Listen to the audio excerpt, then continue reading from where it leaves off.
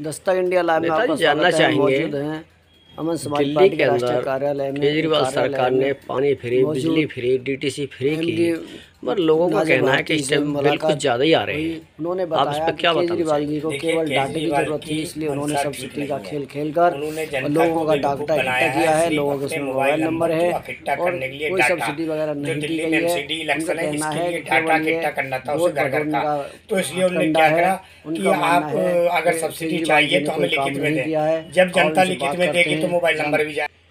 नेताजी जानना चाहेंगे दिल्ली के अंदर केजरीवाल सरकार ने पानी फ्री, बिजली फ्री, डीटीसी फ्री की, मगर लोगों का कहना है कि इस टाइम बिल कुछ ज़्यादा ही आ रहे हैं। आप इस पर क्या बताना चाहेंगे? देखिए, केजरीवाल की मंशा ठीक नहीं है।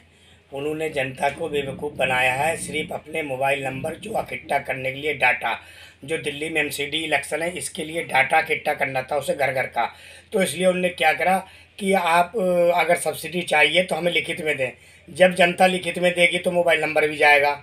अब मोबाइल नंबर जाने के बाद भी अब भी जितने भी एप्लीकेशन है, लाखों एप्लीकेशन पेंडिंग में पड़े हैं, उन्होंने क्या नाम है उस पर कार्रवाई नहीं की, ना उन्हें सब्सिडी दी। कई लोग मेरे पास आए जिन्होंने व्हाट्सअप दिखाया कि नेताजी हमने तो क्या नाम है सब्सिडी मांगी थी, व्हाट्सअप पे क्लियर भी हो गया, उसके बाद सब्सिडी इस महीने आई नहीं। ये केजरीवाल जो है बेवकूफ़ बना रहा है, सिर्फ डाटा इकट्ठा करता है। ये फ़ोटो चमकाने के चक्कर में जनता को परेशान कर रहा है।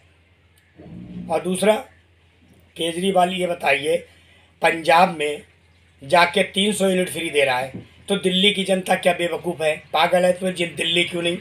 भाई तुमने दिल्ली से खाता खोला, दिल्ली से तुमने राजनीति करी, तो पहले दिल्ली को तो 300 दो। जब वहाँ 300 दे रहे हो तो दिल्ली भी 300 दो। नहीं तो अब 300 कहाँ, तो खत्म कर दिया। नहीं, पंजाब में 300 है।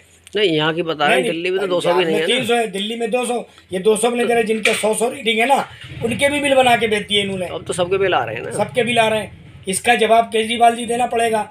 और दूसरा, दिल्ली की जनता, दिल्ली की महिलाएं जो हैं पंजाब की महिलाओं से क्या कम है? बताइए, महिलाएं पूरे भारत की एक सी हैं, सब सामान्य है या नहीं? देखिए, पंजाब में महिलाओं को 1,000 रुपये केजरीवाल ने की सरकार दे रही है पंजाब में, तो दिल्ली की सरकार क्यों नहीं दे रही? भाई दिल्ली की महिलाओं का हक है कि नहीं है उन्हें 1,000 रुपये महीना मिले? केजरीवाल को देना चाहिए। दूसरा, ये गुजरात जा रहे हैं, गुजरात में ये कह रहे हैं कि हम तुम्हें 27,000 रुपये महीना क्या नाम है मिनिमम बेस के हिसाब से सैलरी देंगे, तो दिल्ली में 27 करो पहले भाई। अगर कहीं कोई चीज़ तुम लागू करते हो तो कम से कम दिल्ली को तो साथ में, दिल्ली पूरे हिंदुस्तान की राजधानी है, भारत की राजधानी है, तो नंबर 1 पे पहले दिल्ली आती है भाई। जो दिल्ली से शुरू होगा वो लास्ट तक जाएगा।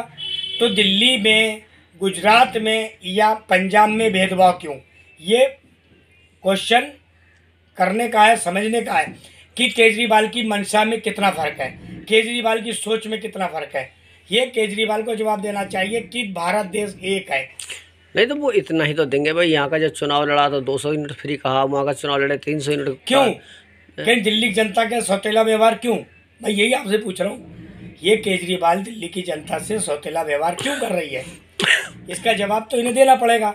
अगर कोई स्कीम लागू होती है तो पूरे भारत में एक सी लागू करो, जहाँ जहाँ तुम्हारी हुकूमतें वहाँ वहाँ उसी तरीके दो, ना 1% इधर ना 1% उधर। ये भेदभाव की राजनीति करना बंद करें। नहीं, अगर इनकी भेदभाव की राजनीति थी तो फिर ये जो है बार बार जीत कैसे रहे हैं? जीत कैसे रहे? कहाँ जीत गए? अरे भाई साहब, 1-2 राज्य में जीतना कोई बड़ी जीत नहीं है। और ये जनता को, जो गरीब तबका है भारत का, 3 बार तो आप खुद मुख्यमंत्री दिल्ली के बन चुके हैं। हाँ, 3 बार बन गए। अब एक बात बताइए, 3 बार मुख्यमंत्री जो बन गया हो, वो गाजीपुर का लैंडफिल है और जगह का लैंडफिल है, इस पे क्वेश्चन उठा रहा है। जब से क्या, जब चुनाव आए, जब तुम्हें दिख रहा है वो कूड़े का पहाड़, उससे पहले तुम सो रहे थे, तुम्हें नहीं दिख रहा था? भाई ये आंदोलन जीवियों की सरकार है, आंदोलन करने वाले लोग सरकार है।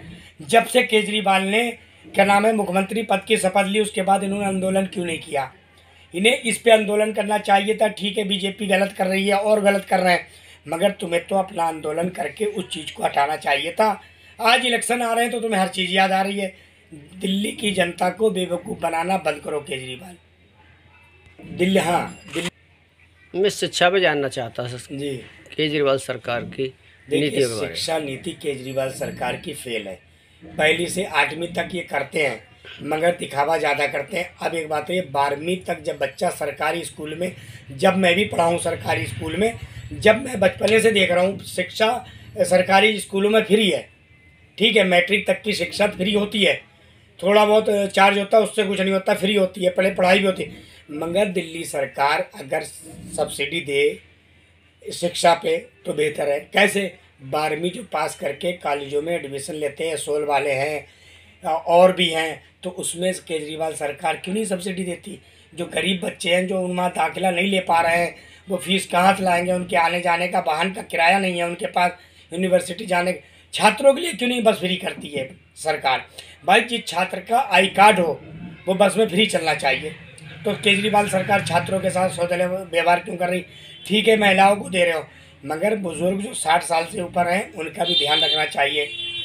और जो बच्चे पढ़ाई कर रहे हैं, भविष्य है देश का, उनके लिए भी केजरीवाल सरकार को सोचना चाहिए। हम यही, अमन समाज पार्टी यही मांग करती है कि उनके लिए सब्सिडी का प्रावधान किया जाए।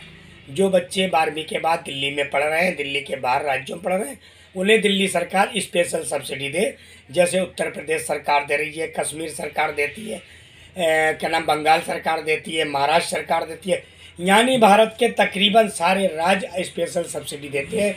सब्सिडी का मतलब है स्कॉलरशिप स्पेशल, वो सब्सिडी कह दो या स्कॉलरशिप कह दो, मगर हम तो उसे सब्सिडी की बात करेंगे।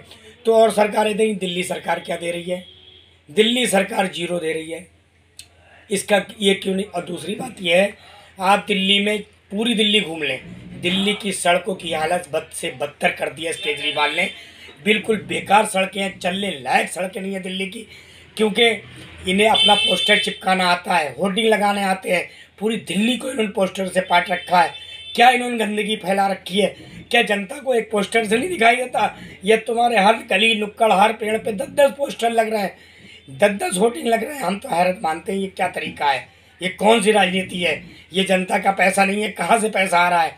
चाहे पैसा आपका हो, हमारा हो, या केजरीवाल खर्च कर रहा है, तो सब जनता का। क्यों पैसे की बर्बादी की जा रही है?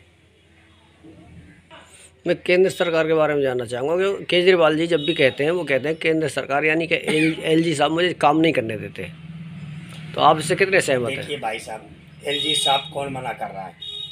जो पद पे आसीन है, जिसकी पद की जो गरिमा है, वो उस तहत काम करता है। एलजी हो, राष्ट्रपति हो, प्रधानमंत्री हो, यानी कुछ कोई भी हो, काम सब सिस्टम से होता है, तब होगा। अब ये थोड़ी आ बैल तू मुझे मार, ज़बरदस्ती की राजनीति, ज़बरदस्ती की फाइल कौन पास कर देगा? पहले शीला सरकार थी, जो शीला सरकार ने दिल्ली में क्या नाम है विकास किया है, आज तक का रिकॉर्ड है। जब से क्या नाम देश आज़ाद हुआ, इतना विकास कभी नहीं हुआ। तो भाई जब भी तो एलजी भी दूसरा बैठा था, कांग्रेस का तो नहीं था एलजी। तो क्या होता है, ये सब दिमागी फतूर है कि जनता को गुमराह किस तरीके से किया जाए। जनता को अपने एक वो आपने एक सुना ना, एक घर में गलत औरत जैसे आपने बताया कि जनता को गुमराह कर रहे हैं पोस्टर लगा के, सब्सिडी दे के या सब्सिडी के नाम पर, तो आप ये जनता के दिमाग से गलतफहमी किस तरीके से निकालेंगे, किस तरीके से जागरूक कर पाएंगे उन्हें? देखिए, जनता को अब जो बिल आने शुरू हुए हैं, जनता खुद होशियार हो जाएगी, खुद इन्हें बताएगी कि तुम्हारी औकात ही है। अब तो असली मुद्दा शुरू हुआ है ना, इन्होंने तो डाटा इकट्ठा कर लिया, अब उस डाटे का ये चुनाव में इस्तेमाल करेंगे, मगर जनता इन्हें जवाब देगी इसी इलेक्शन में। और ये बहुत बुरी हार इनके नाम होने वाली है। पिछले एमसीडी में भी यही हुआ था, इस बार भी यही होगा।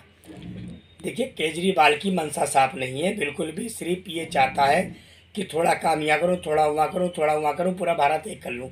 अरे भाई, जब जनता के हित में जाओगे, जनता के तरीके से काम करोगे, समय लगता सब होगा, मगर पहले जनता की समस्याएं तो दूर कर दो।